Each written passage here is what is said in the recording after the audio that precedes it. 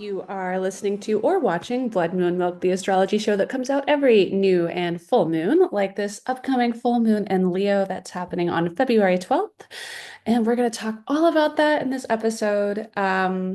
First, though, I do have a workshop that is coming up all about the full moon. It's going to happen tomorrow, Sunday, February 9th at 6 p.m. And we'll be talking about the upcoming full moon. There's a few spots left for that workshop. So if you want to sign up and get your chart with the full moon's chart, and I'll be talking more about the astrology of this full moon during that workshop, head over to my Instagram. There's a link in my most recent post that will take you to where you can sign up and do that. And yeah, also, if you haven't subscribed to the Daily Dose, the daily email newsletter that I write, that is all about the day's most important astrological aspects. It's a great way to support the show.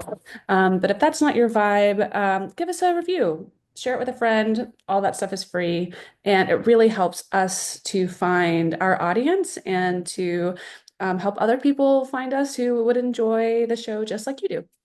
All right, so let's hop into the astrology of this full moon in Leo. I am going to go ahead and start sharing my screen so that you can look at the chart. Now, I think this full moon is going to be kind of a tense one um, because we've got some pretty interesting, sort of chaotic um, aspects going on. So the full moon will be happening on February 12th, 2025 at 8:53 a.m. East Coast Standard Time. So adjust that to wherever you are in the world.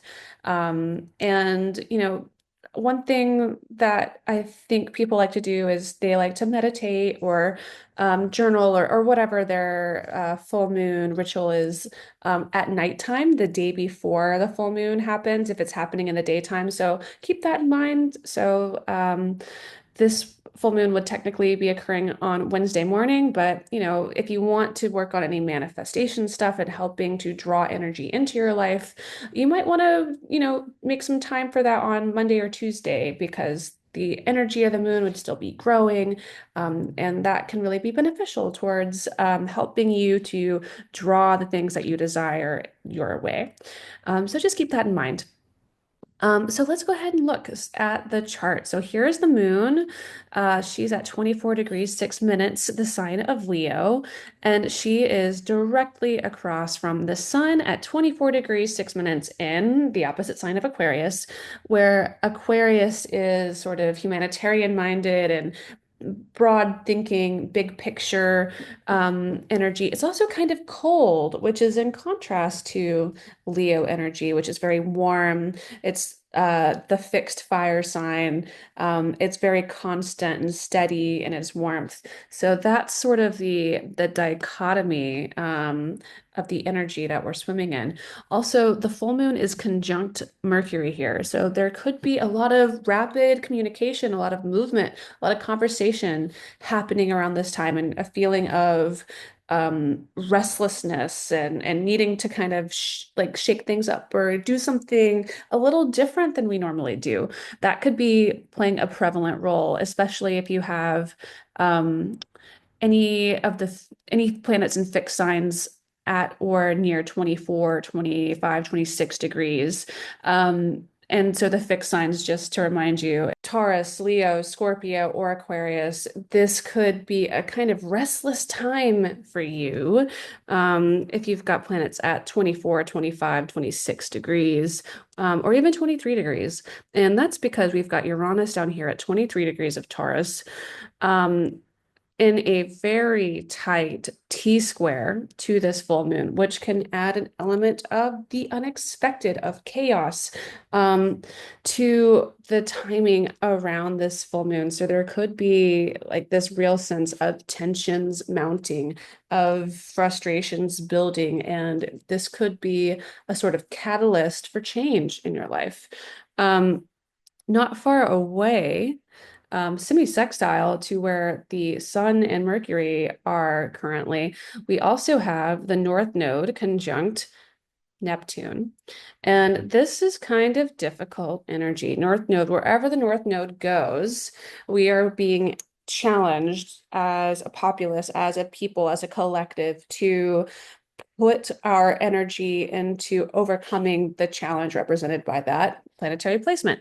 So in Pisces, that's we're being challenged to have faith. We're being challenged to connect with the cosmos, the cosmic energy of the universe. And we're being asked to sort of let go of control, which is represented by the South Node here in Virgo. And Virgo is very much kind of a control freak when it's not feeling empowered. It needs to know that everything is just so and is very organized and like planned for, and all the options have been considered.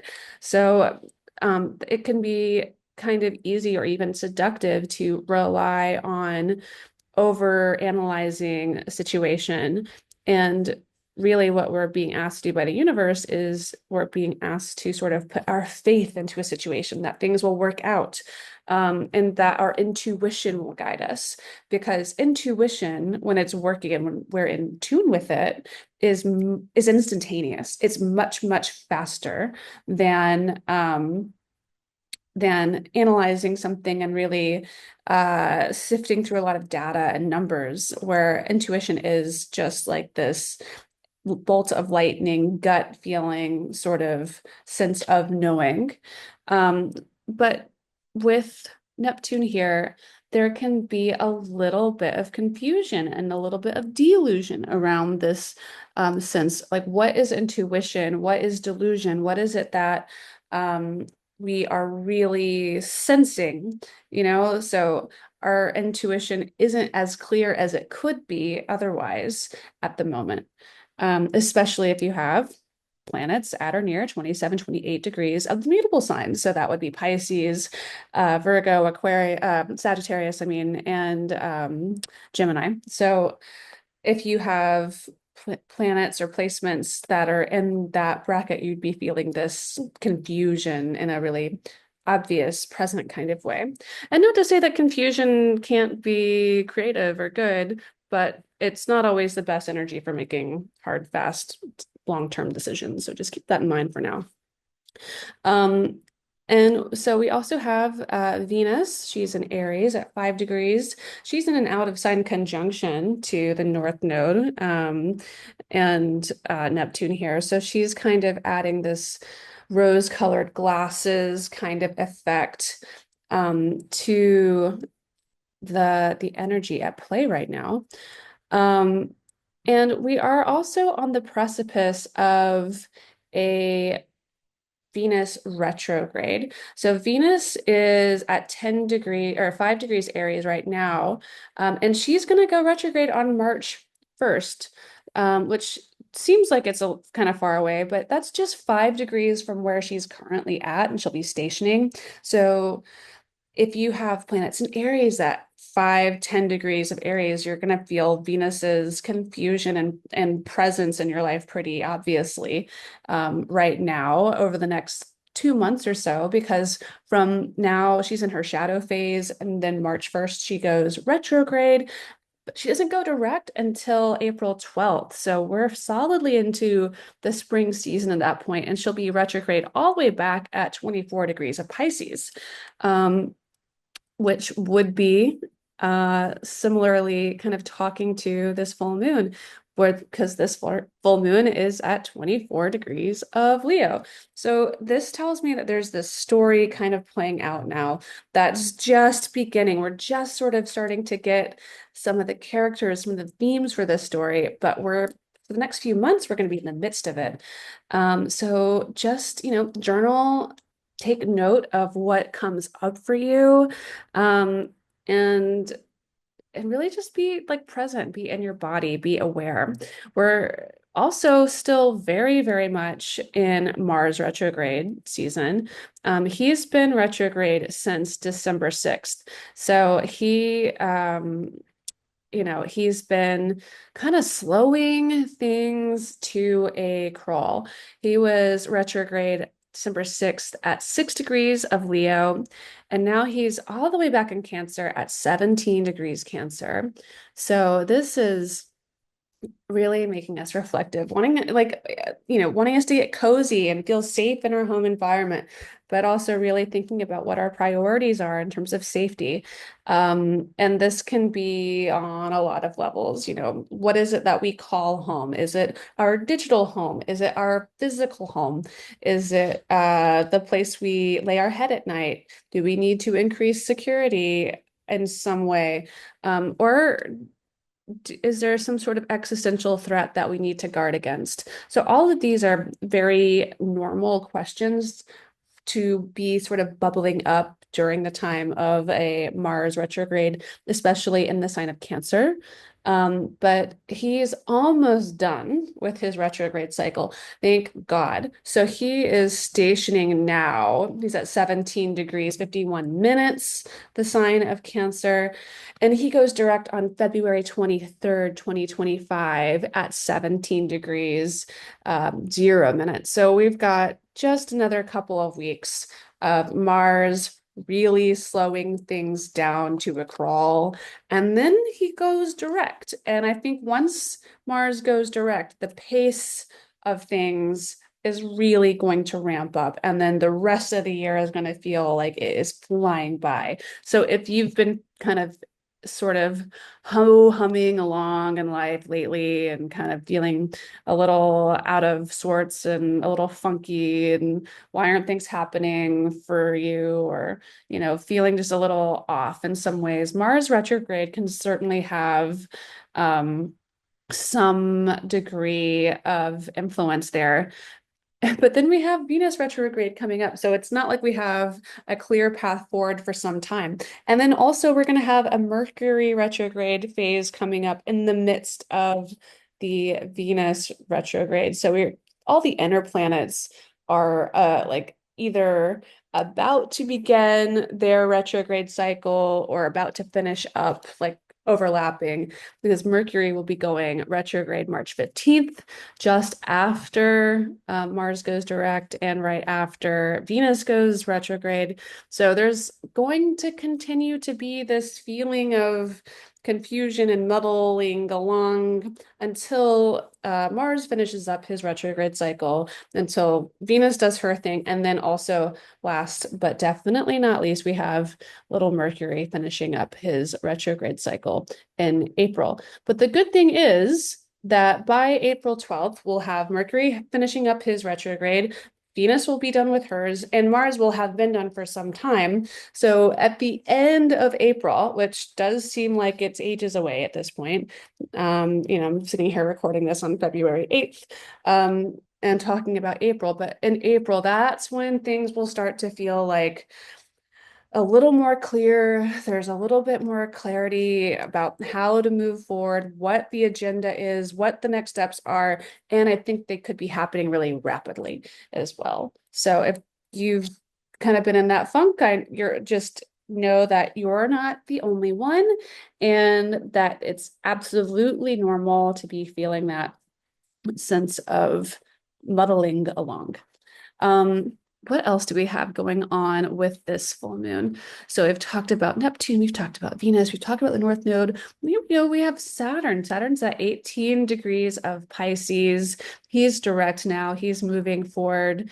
And so soon, like one of the next things on the horizon for Saturn will be this really pretty incredible Saturn-Neptune conjunction in the sign of Aries at 0 degrees. Now, that won't happen until next year. And when that happens, I think that is really going to give us this sense of a new beginning in earnest. But in the meantime, there's a lot of dissolving, a lot of dissolution, a lot of tying up of loose ends and sort of sensing, muddling, and sort of being in the liminal space of our own mind in some ways. And that's not necessarily a bad place to be, but it can be frustrating for those of us who are a little type A, who like to have a clear direction and a way to move forward. And, this is the Leo full moon that we're talking about. Leo is about leadership, sovereignty, personal power, but also the sense of feeling and enjoying being recognized for the things that we contribute. That's really, really important to Leo energy. But there's stress here because the full moon is in opposition to the Aquarius sun, and the Aquarius sun kind of says, okay, like, yeah, you are bringing a lot to the table, but is it just for your own well-being or is it for the good of humanity? And the Aquarius sun, and with Mercury and Aquarius too, the energy is more concerned about the good of the people versus the good of the few, the good of the elite at the moment. So there can be pressure on the elite to become a little bit more egalitarian during this full moon, especially with this T-square in Taurus at 23 degrees with Uranus. That can be a bit of a powder keg situation. What else is going on? So that's the big news of this full moon, I think, is this tension being created here between the sun and Uranus and the full moon. But when you mix that with the sort of soft dissolution of the Neptune North Node conjunction that's been in effect for a couple of weeks now, I think that we get sort of a heady mix of frustration and disambiguous sort of lack of clarity, lack of direction, but that's okay. Like it's not, we don't always need to know all of the details in order to be able to take a next step in life.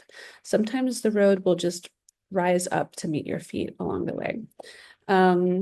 We also have Pluto. Pluto here is at 2 degrees Aquarius.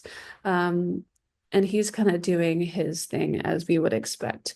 But he's harmonizing with Venus, so this could be potentially powerful energy for romance and attracting good fortune, especially through social activities with your extended network of friends and family, loved ones, acquaintances becoming more than just friends. Maybe there's a love connection to be made, or simply a creative partner for a project you want to work on.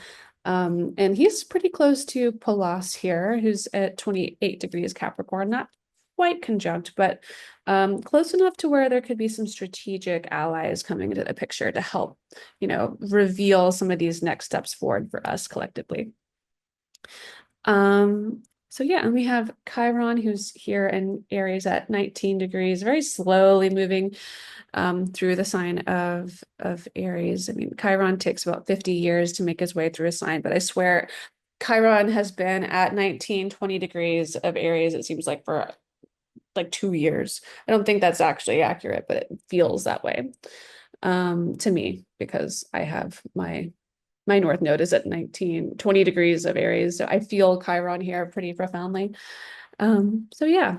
So this a quick little show. I just wanted to get something out there. I'm gonna do more in the workshop for people who sign up for that.